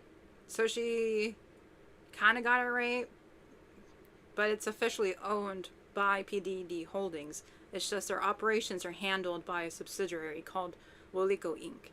Okay? She needs to improve her research or be more specific, because we caught her in the misinformation. Maybe that was just a mistake. I think that was just a mistake on her part. Waleco Inc. is who's apparently kind of connected to running with it. So let's Kind of connected to running it. Okay, she should have been specific though. Anyways, just small feedback. talk about an entire breakdown of this lawsuit. Like, it's bad. These are all the claims and what they're saying in this lawsuit alone. Similarity of the marks. The allegedly infringing SHEIN mark, as used by TEMU on its platforms and Google advertisements, and the authentic SHEIN mark are very similar enough that a customer could believe that the infringing mark is associated with the authentic mark. As a result of the factor, weighs in favor of SHEIN, which, ouch. So TEMU really, I'm gonna be honest, full transparency, for the longest time before looking at this, I genuinely was like, SHEIN must have created this company and is just having an extra company. You know what I'm saying? Like, I was thinking, okay, making fake beef, you know, making fake problems, having an extra company, you know what I mean, going head to head like that, maybe they would do it and it would create more sales no matter what. However, now I'm like, okay, clearly they're not owned by the same people. They're just being assholes to each other. So the next... Wait, what? She was making a conspiracy theory that maybe they're owned by the same organization to, like, supposedly foster competition, but essentially it's false competition. But then she realized they're owned by different things. But the one that she mentioned, she didn't really specify it was a subsidiary. So she's creating conspiracy theories in midst of the lawsuits. Okay. I'm trying to understand her gossip here, because I feel like she's trying to gossip with us, and it's kind of like irking me in a way. It's just, I need the information. Sorry. Personalities are clashing. I just need her to, like, okay, she's just coming up with theories. Okay. She's theorizing. Okay. I get it. Next one's the similarity of products, which I don't know how you can say exactly similarity of products. Like, so many of these products are the same. They are cheap things created and sold at a very, very significantly low price. Okay, I really don't know how you can get different than that. It says, because SHEIN and Oh, I am starting to see. She was theorizing it was actually owned by the same, like, company because they're making the same product or releasing the same products. I see. She just didn't explicitly explain. I see, though. I see what she's trying to say. TEMU are competitors, and the identical infringing SHEIN marks appear on TEMU platforms, the factor weighs in favor of SHEIN. So apparently, allegedly, what they were trying to do, and SHEIN marks or like logos and things like that were apparently getting put on like ads and clothing to give the idea that you were purchasing from SHEIN. Like, I'm not even kidding. There's actually, oh god, what is it? There's several other fast fashion companies. I can't remember the names. Maybe I'll remember them later and pop them up here. But there's a couple that I've noticed that looked nearly identical to SHEIN. And so I honestly was like, okay, they have to be the same. Like, I thought they were the same. Instead, I think they're just direct competitors. But because they know the search engine for SHEIN is insane. I mean, if you look at TikTok right now, look at the search for SHEIN. Wicked, okay? People are wanting this and looking for this. The hauls on YouTube, you name it. People want this kind of stuff. Okay, they're doing the same thing and selling the same thing, but they're owned by two different companies and they're just battling each other, saying that they're both copying each other. Very interesting, because that's definitely, it is what's happening. It's insane. They're twins! They're evil twin sisters, like in the Bratz game. Oh my goodness, TEMU and SHEIN. They're the evil Bratz twins. Here, let me pull them up. I'm starting to understand. I get it now. I get it. Oh shit, what the hell? Oh god, did I pull up the wrong thing? Where are they? Hello? Look, it's them. It's TEMU and SHEIN. It's TEMU and SHEIN, guys. Look at them. Who's this guy, though? Is that like TikTok shop? Okay, this is TikTok. No, this is Temu. This is SHEIN, and then this is TikTok shop. The new villain that's trying to take over. Okay, I see. I get it. To think about how The Tweevils! Temu and SHEIN are the Tweevils. they're using that to their advantage and also thought they would get away with it. It's like, these people are not very bright. The area and manner of concurrent use of the products. Temu and SHEIN are online platforms targeting the US fashion and lifestyle market. Both platforms sell inexpensive clothing and home goods. Thus, this factor also favors SHEIN. Next one, degree of care. We mentioned TikTok. See, we're on top of it. Likely to be exercised by consumers. Because of both SHEIN and Temu offering inexpensive clothing and products, customers are more likely to exercise less care and discrimination in their purchases. Therefore, the likelihood of confusion is greater. The factor also weighs in favor of SHEIN. Strength of the plaintiff's marks. It says Temu does not challenge the strength of the SHEIN mark, no matter as the factor favors SHEIN in light of things like its social media following, 26 million plus followers on Instagram, 5.5 million on TikTok, and over 500,000 on Twitter, and app-specific stats. SHEIN was the most downloaded shopping mobile app in the US in 2021, and the most downloaded mobile application across any category in 2022. Then it goes on to say the evidence of actual confusion. So pretty much saying, like, you know, evidence of literal confusion and them trying to mess with SHEIN. SHEIN concedes that there's no actual evidence of confusion, but insists that because discovery is ongoing, you know, like looking into the shit is ongoing, this could change and the balance of factors still weighs in its favor. The court stated that this factor favors Temu. Now Nexus says intent to palm off its goods as those of the plaintiffs. The court spent most of its time here stating that SHEIN argues that infringing SHEIN marks appear on counterfeit SHEIN products, particularly on images of a shirt with an infringing SHEIN mark on the tag, but is delivered to the customers without said infringing SHEIN mark. What the hell is being said? Is this English? I don't understand this one. What are they saying? And oh, there it is. Oh my god, bingo. Romway. I forgot about that brand. Romway. Infringing SHEIN mark. And a Romway jacket with an infringing SHEIN mark listed in the description as Romway product. Temu unsuccessfully counters that the first sale doctrine shields it from liability here. Alright, okay. We get the point. They're both accusing each other of stealing from each other. Interesting.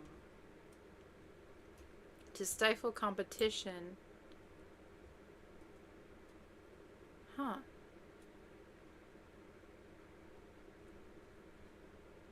Bro, what is happening? This is literally late-stage capitalism hellscape. I think this is just a small reminder. Do not buy from these brands. They're evil. They're the Tweevils. And it's not good quality stuff. So please buy secondhand. I'm saying it kindly. And please shop your own closet. And if you don't have nothing good in your closet, post a clothing swap. You get free shit and you get to hang out with your friends. Okay. So, wait, has she made any videos recently? What does she typically do? The world of incel content? Oh. Get a job, James Charles is out of touch. Oh my god, I've seen this. Yikes, James Charles. Yikes. Yikers. If you don't know what's happening with James Charles, basically, someone was asking him for financial help, and he was like, go get another job, you lazy mofo. And then he got canceled, and everyone's mass unfollowing James Charles because he's an entitled, privileged pervert, basically, that dates, like, kids. And he has been canceled multiple freaking times. And I don't know how people want to support him and why they support him, but he is just a little bit cuckoo in the head. He should probably experience what it's like to work a minimum wage job and try to live off of that. Please, I encourage James Charles to get a job at a grocery store, survive off of $17 an hour, and try to work 40 hours a week and afford the rent, gas, food, daily costs, maybe student loans or like healthcare loans, hospital bills or something, just so he can get an idea of struggle, so he can grow his little Grinch heart to be a size bigger. Go get another job as people try to survive this hellscape. Bro has no fucking clue. No freaking clue. I don't really respect influencers. So this one is a prime example of someone that has just lost touch. Lost all the touch. Also, why is he dating kids? Why does he even have a platform anymore after that? And he keeps saying the most contentious shit ever. He needs to go do something to be a productive member of society. Because right now, he's a menace. And he has been a menace. But I think he has the ability to grow and learn. It's just, please, get your butt offline and, like, grow as a person. Please, I encourage him to. Hopefully he realizes his mistake. He realizes how hard how life is right now for the average working class person, and I hope that he is grounded more in the realities of struggle versus entitlement. How he's going to achieve that or approach that himself, I don't know, but hopefully he has good people around him and he can grow as a better person, more humble person that respects people's ability to, like, even try to survive. If someone's asking for your help, knowing that you're a millionaire, why dog on them? At least show respect and be like, no, I can't because of blah, blah, blah, blah, blah. He didn't even give, like, a legit reason. He just said, go get another fucking job. Basically saying you're lazy. Wow. They should have unfollowed a long time ago. They should have. Bro is weird. Bro is so weird. But hopefully he grows from this experience.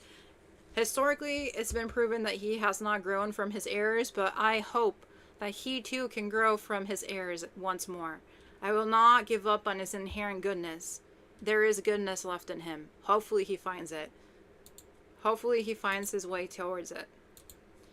And stops dogging on people helping him, or asking for help. I hope he stops dogging on people that ask for his help. That's what I meant to say. Okay. EVERLANE bought out by SHEIN. Another item that is very contentious at the moment. All the sussy lovers out there are talking about this. So if you've heard this, I'm so sorry for flooding it again into your screens, into your mind, into your hearts. Everyone has been tweeting about it. Everyone has been losing their shit about it. So if you've heard it, I am once more saying sorry, but at the same time, we must cover it. So I will be one in the masses shouting, oh my god, what is happening? Oh my god, why is SHEIN buying EVERLANE, and why is EVERLANE letting them be bought out by SHEIN? How dare they let SHEIN buy EVERLANE? Okay, so originally this first came out by Lauren via the Puck News. So let's read this. Can we listen to it actually? No, join Puck to listen to the article. Freaky. Okay. So the millennial DTC company built a global brand based on sustainability and radical transparency. Now, after years-long slump, it's been acquired by one of China's most notorious purveyors of ultra-fast fashion. Oh my god, they're using big words. Guys, if I mess up reading this article, just know that I'm trying my bestest of my bestest of my bestest of my bestest. I'm on my bestest. I'm on my bestest reading behavior right now. CEOs, watch this so you can be inspired to not sponsor me. Watch this. I'm gonna rock my chatter's world by reading very badly. Only here we get authenticity. Only here we get a real person. Yep, don't sponsor me. I swear to God, I'm being honest. Please don't. I don't want it. Okay, EVERLANE. EVERLANE. The formerly high-flying millennial direct-to-consumer basic brand is being sold to SHEIN by its major owner, El Cateron. What are the names of these organizations that own that own these brands? We got TEMU with the PD Holdings. Now we realize that SHEIN is owned by El Caterton. Bro, what? El Caterton and PD Holdings.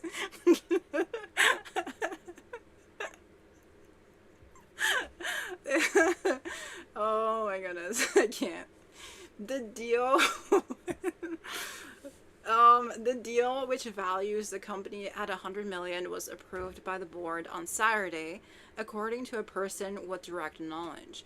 Those with common stock will not receive a payout, according to a note sent to shareholders on Sunday morning. There was no information on whether any cash was being exchanged or whether preferred shareholders would receive cash or shares in SHEIN. EVERLANE and Elle Caterton did not immediately respond to a request for comment. As I reported in March, Elle Caterton and EVERLANE's current CEO, Alfred Chang, had been searching for an investor to clear about $90 million in debt, a $25 million loan from Gordon Brothers, and $65 million asset-based revolving credit lines. Oh shit, they were like in debt. Elle Caterton had been willing to put more money into the business if another investor joined in, but that was also open to offloading. But it was also open to offloading it altogether. I don't know what that meant, but okay. And SHEIN, the Chinese fast fashion group known for its ultra cheap goods, saw the opportunity, inspired perhaps by the success of Quince, another San Francisco-based startup. I haven't heard of Quince. Interesting. That has merged SHEIN's quick and dirty approach to production and distribution with EVERLANE's fall luxury positioning. So EVERLANE sells fake luxury. Okay. Yes, it is ironic and somewhat ignominious. Bro, what is that word? Ignominious? I don't know this word. Ignominious. I don't even know how to say freaking, what was the word I couldn't say yesterday? Hostile. Hostel. Now we got this one. I knew this was gonna happen.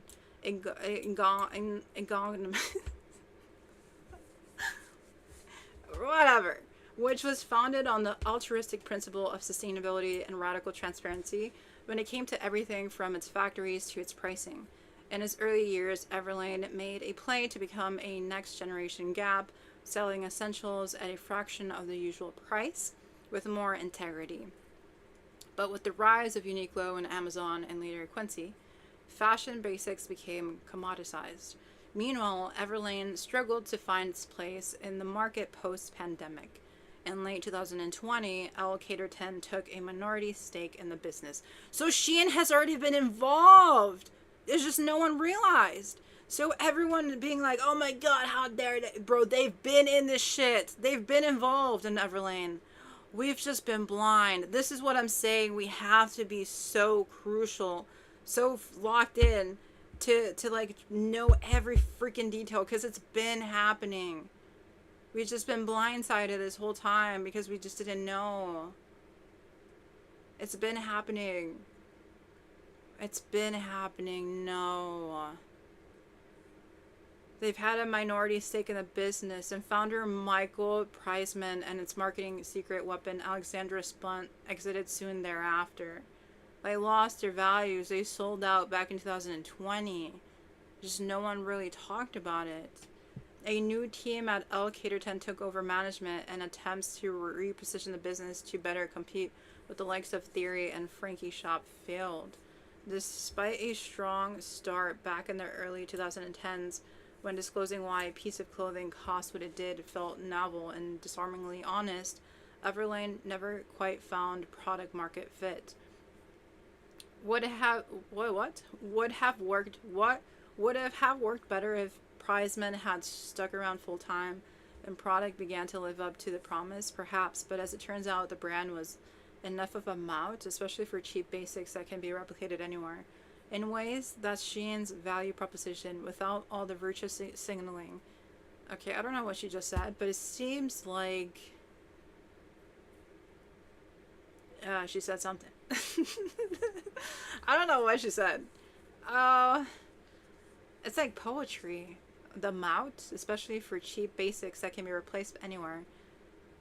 Okay. We're just gonna, if you understood that one, you're really smart. Okay. Let's see if there's any TikToks about this. This is Gen Z journalism. Oh, I'm covering sustainable fashion news very seriously. Let's look up a TikTok about it. I am hardcore journalist mode right now. TikTok. Hey, everyone's talking about it, so might as well. EVERLANE just sold to SHEIN for $100 million, and let me tell you why this is so problematic. The first glaringly obvious issue is that EVERLANE does roughly $200 million in revenue a year and has been for the past couple of years. If you've been They've been in debt though, so they needed the money, no? following EVERLANE for the last 10 years, you know that they started as a mission-based, sustainable brand with transparency at the center of everything that they did. In the past couple of years, you'll notice that EVERLANE started churning out product. They had many different variations of each individual SKU, which if you haven't yet heard the news, EVERLANE just sold to SHEIN for $100 million, and let me tell you why this is so problematic. The first Sorry guys. If you haven't yet, I need to stop saying sorry. The thing is, she's speaking very slowly. I'm trying to like make it go faster. I also don't like when people use a white accent. I'm sorry. Okay, I just said I wasn't gonna say sorry. I cannot listen to American accents that much, especially like Karen accents. I can't, like something in me is like, I want to barf. And she has an American accent. I just can't.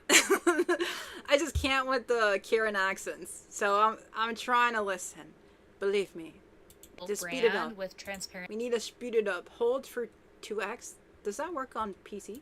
at the center of everything that they did. No. In the past couple of years, you'll notice that EVERLANE started churning out product. They had many different variations of each individual SKU, which was directly in conflict with what they initially launched as. As an EVERLANE shopper from the beginning, I started to notice that quality would decline. There were sales left and right. Things were being marked down so much that it didn't even make sense that the price point was what it was. A lot of people will compare EVERLANE to a tech company because they operated like a tech company in a lot of ways. They wanted to see insane growth. They wanted to implement every new development and new tool as they started to grow. And growth is natural to a degree, but not in this way. EVERLANE very quickly sold out on their core mission and the reason why they even existed. I took out my headphone. I'm sorry. Okay, we're gonna listen to a different one. I am deeply appreciative of her work. It's just I cannot do it. Carrie says that's the influencer accent to me, and I can't stand it. I skip content when people talk like that. Well, the question, like upturn at the end of the sentences, drive me nuts. You're making a statement. I feel bad. It's just, why do you gotta talk like that? Like, be real. That's not how you talk. When you go home and you're like, oh my god, I need to go to the bathroom, you're not using that accent. When you're like talking normally to your freaking brother or whoever, you're not talking like that. I swear to god, you're not. So why are we doing this? Why are we doing this? I don't understand the Karen/influencer accent. And then when people make weird jokes that are nonsensical, and usually it's coming from the same person, I'm like, what is happening? I do not want to generalize. It's just I'm trying to figure it out. Okay? I don't like the whitewashed Karen vibes. So sorry. I will try to understand. I don't. But I will try. How? I don't know. I'm going in a loophole. I struggle with explaining this. Okay. Carrie says everything they say sounds unsure, like a question, and it makes them sound less confident in their content. Interesting. This is insane. SHEIN just purchased EVERLANE for $100 million. If you don't know what EVERLANE is, they've always prided themselves on sustainability, transparency, and now they're being bought by the largest fast fashion company in the world. If you're so distasted by this, just like I am, because it's honestly ridiculous how out of hand every single thing is made out of plastic nowadays, you need to start shopping secondhand because the quality of every piece is absolutely phenomenal and blows everything out of the water. You'll be getting a piece that's over 40 years old but still is held up in amazing condition, but if you threw that EVERLANE sweater in the wash, it would be toast after 5 washes. I built Via so that you could shop from curated. Okay. Thank you so much. Is anyone else talking about this?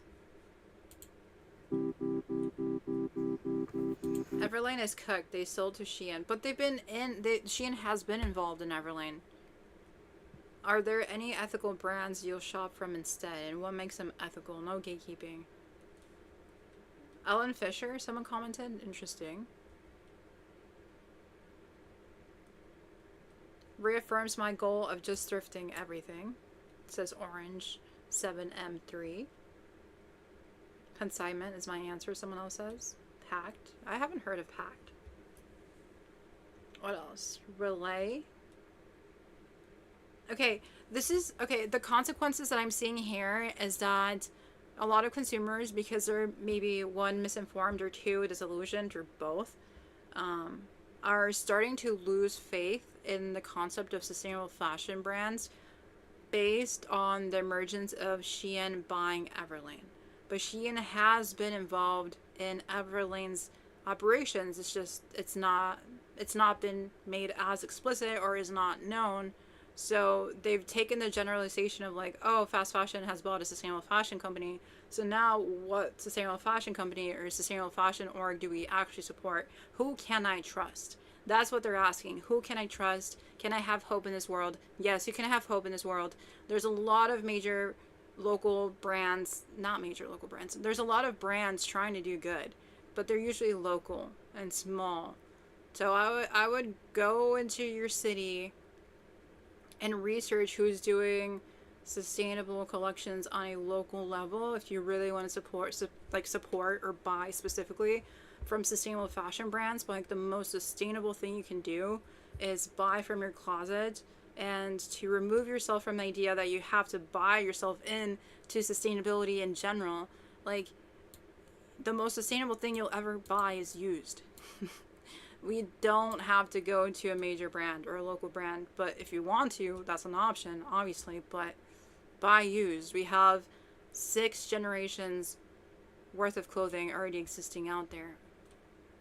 I personally don't see the need for sustainable fashion brands. That's why I'm like, should I even try to make a sustainable fashion brand by upcycling dead stock denim? That's something I'm personally struggling with. But we do have 6 generations worth of clothing already existing. So let's not distrust sustainable fashion. Let's actually try to like be more critical and informed about what's happening with brands, and use what we already have out there, you know? Just reuse, reduce, reuse and reduce. Don't lose faith though. Do not lose faith, because there are good brands out there that are doing the right thing. Do not lose faith, please. Maybe if I had just bought the ARC jean at full price, I could have saved them from this disaster. Puck just broke the news on a Sunday, probably because EVERLANE doesn't want you to know about this, that EVERLANE has been acquired by SHEIN. This makes me really sad. I loved EVERLANE. I was in love with EVERLANE. Were you informed though? Like, as much as a consumer can be in love with a brand, you know? I trusted them with so much of my money. See, that's the thing. Trust and emotions are often a ruler of like where you shop. But yes, do your research. I'm advocating for that. But there is a lot that's unknown, and if you don't take the time to like research it, you won't know. But then again, like brands are also very elusive and like don't really share a lot of information in general oftentimes about their supply chain operations. So there's only so much you can do. I concede. There's only so much you can do. But like if you leave trust and emotions for the basis of like where you shop, that's not enough. I gave them so much of my money. I love them so much that I applied for a job and they rejected me, so I went to work for a competitor instead. I love them the way that you know, like love an ex. You might break up for different reasons, and I did break What? Okay. up with EVERLANE. I vowed I would not buy their products anymore because, you know, of certain things that have been happening with them, the way they've been showing up in their marketing, the way they've been switching up things in their supply chain without telling customers, the way they've been raising their prices. All of it has just felt kind of desperate and obviously misaligned with the original ethos of the brand. So I decided I didn't want to feel betrayed by them anymore, and I decided to stop buying from them. And I know I'm using the language of breakups and romance to describe my relationship with this brand, but that is the way that many of us feel about breakups. I don't personally. I would be careful about generalizations. That's all. That's it. No, please be wary of generalizations, lady. Brands are there to harness our emotions and get us to fall in love with them and get us to be obsessed with them. So I'm not crazy in describing my relationship with a brand in this way. No one said she was crazy. I think she's normal. Based on the logic. No, honest to God, I think she's normal. It's just, I'm not emotionally ruled by logic. I use logic to buy. I don't use emotions, really. I focus on efficiency, but that's just me. Anyways, Marissa says, Everlane was never in my budget, so it's shocking to me that people were able to invest so much money in their clothing. Oh, interesting. Huh. I'm just being honest. I was a marketer, and yeah, I was hella in love with Everlane. But in the same way that, like, you know, you break up with your ex, and you're like, look, you know, I know you're on a different route in life. Our values don't match anymore. You've changed. You still, like, wouldn't wish the worst thing on them. You wouldn't, like, wish...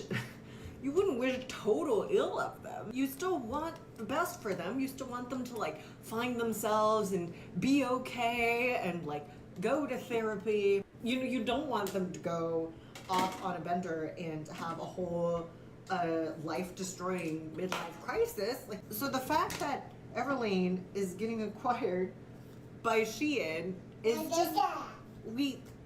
Yes, Bubba's. I will read you Curious George Rice. We live in the apocalypse. Allbirds has become an AI company. Everlane is getting acquired by the most gigantic fast fashion company that exists on planet Earth. And I think the takeaway for us people, citizens, consumers, whatever you want to call us, is there's no such thing as a brand that is going to do all the work of ethical consideration for you. I do think so. I think there's hope. Do not lose faith. There can be ethical, good businesses. There can be ethical, good people. We have the capacity to have inherent goodness and actually, like, externalize that into a business. I am hopeful that we can remain good and still profit in some way in exchange for that said good. I will not say that we're doomed. And the way she is saying that, she's like, oh, no one business is capable of, like, ethical considerations. But, like, she's angling it towards a sense of perfection. Like, no one can perfectly do this, which I concede. No one can be perfect. We're humans. No one will ever be perfect. But there can be ethical considerations that is a work in progress, so we can essentially reach to a point where we can say we're doing the best that is possible under the circumstances under late stage capitalism.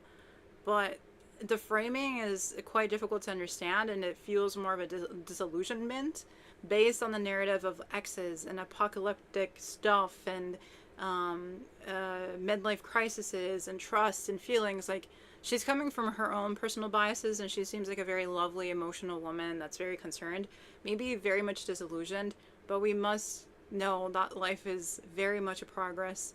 Very much progress. It is progress. We are always progressing. We always are working towards something, but I do think that we can always move towards ethical considerations despite it never being perfect. We will never be perfect. It would be impossible to be perfect. It is impossible to be perfect, much less a business run by humans. I would hope for her to have more hope, because I'm sensing that she's like broken-hearted. She has a broken heart based on her metaphors. You have to do it. The onus is on us. And if a brand in this day and age... Carrie says I'll be right back. Okay, sounds good. ...is still purporting that it's, like, you know, sustainable and blah, blah, blah, look, the economics of fashion just don't work that way. They just don't work that way. In a way, I am actually relieved by this news, by this acquisition. Do you know why?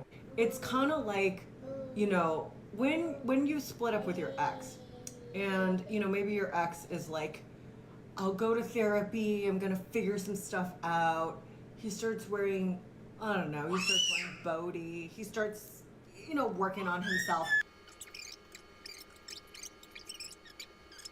But the reason I'm so relieved is that they're not coming back. They're not coming back from this one. There's no hope left. It's like they went off the deep end. There's no room for There is hope. There is hope. I must insist there is hope. There will always be hope, and people can change, brands can change, and we have inherent goodness, and we're capable of doing the right thing and being more ethical. We will never be perfect. If we say there's no change possible, we're manifesting that. It's just, we must hope for a better world. Do not give hope, please. No, why did I sense this coming? Oh my gosh, I wish I was wrong. She literally just said what I please, there is hope. lingering regret or what could have been, or maybe things would have turned out differently. Maybe if I had just bought the ARC jean at full price, I could have saved them from this disaster.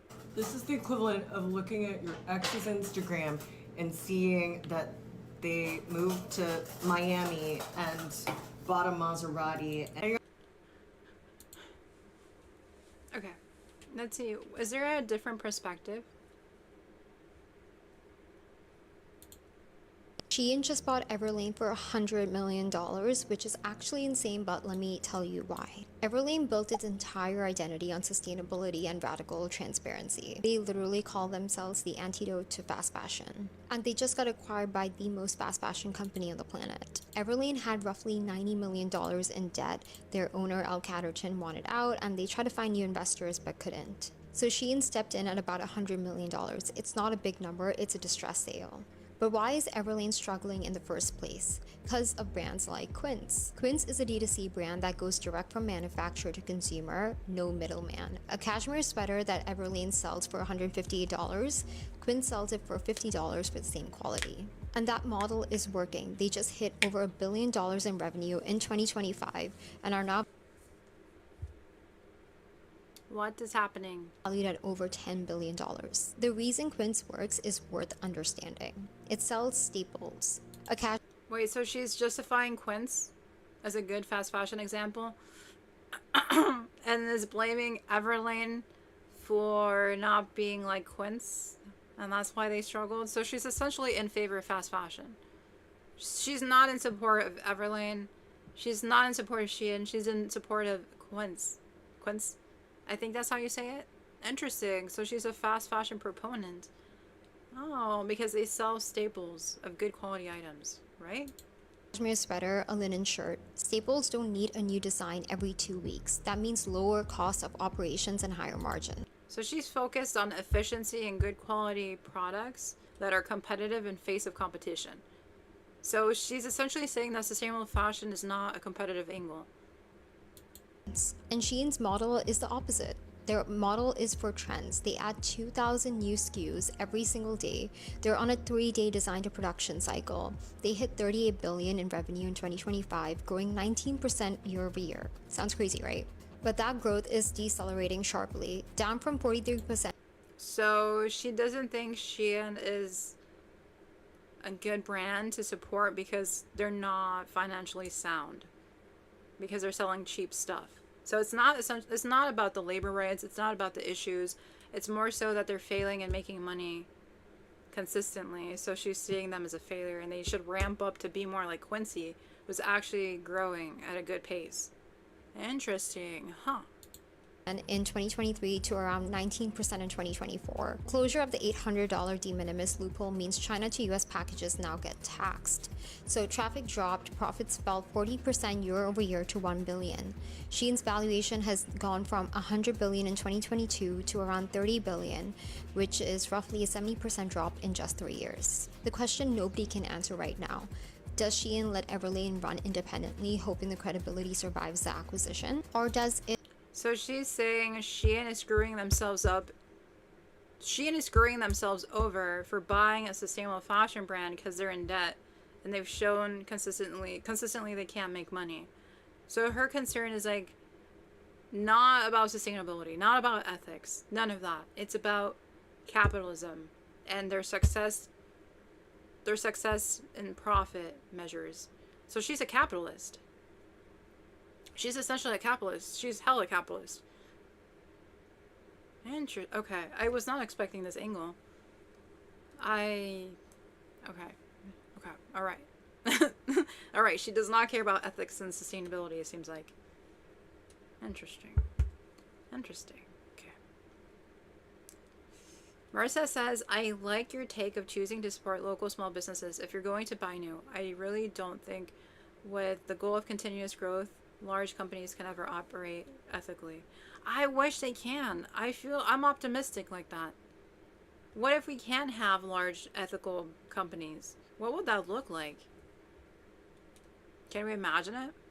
What would that look like? I feel like imagination is often something that we gotta practice. No? Or maybe I'm delusional. I'll take delusion over anything.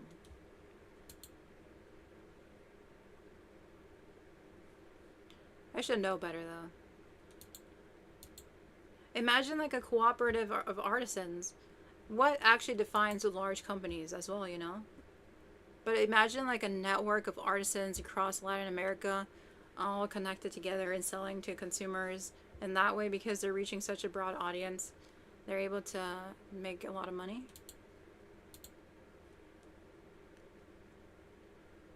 Am I live? What is happening? Am I live, guys?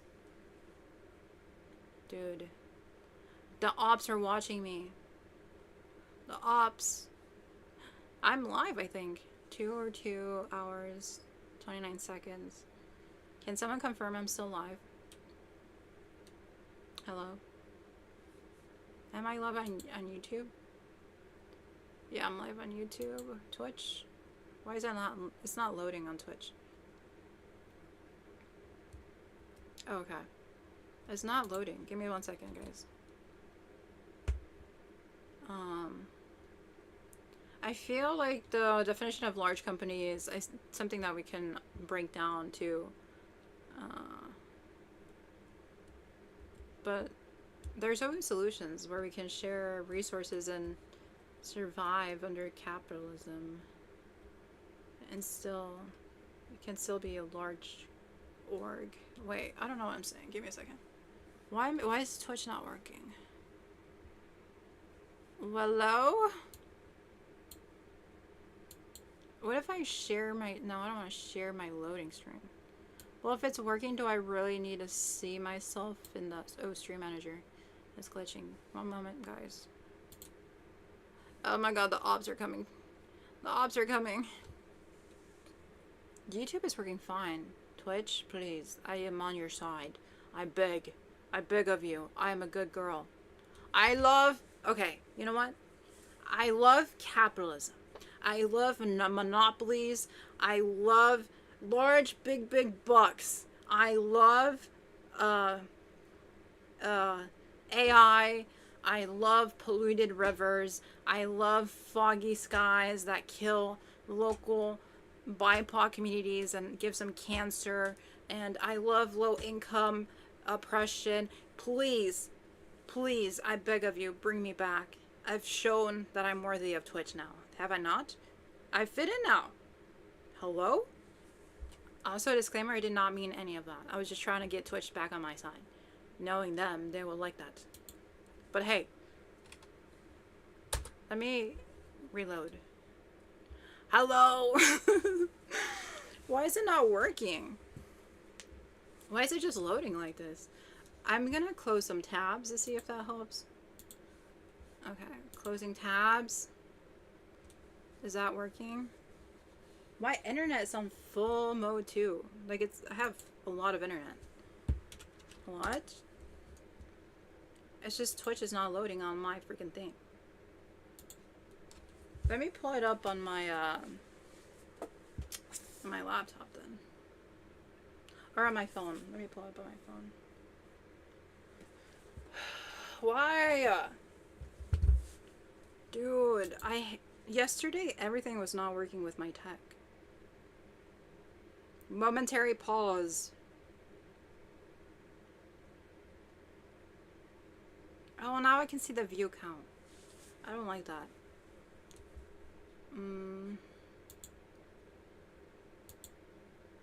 What if I open it up over on this section?